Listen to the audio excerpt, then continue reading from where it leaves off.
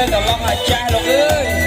ណាគេក៏ថាអញ្ចឹងឯង3 4នាក់ឯងគេថាបងនៅកន្លងតកោបាទសូមគោរពអញ្ជើញវត្តមាននៃពុកម៉ែបងប្អូនទាំងគ្នាមករួមលេងកំសាន្តសប្បាយក្នុងថ្ងៃជ័យមង្គលទាំងអស់គ្នាបងដែរបង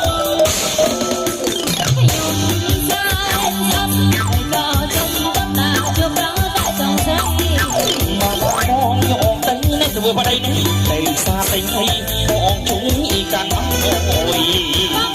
ខ្ញុំមិនទៅបាយបាយលើឲ្យក៏ខ្ញុំណា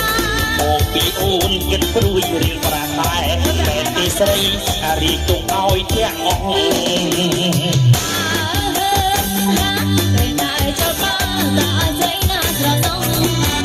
តែរូបបងនឹងកំឡោះនេះបានជួបស្រីស្រស់ដូចជារូបអូ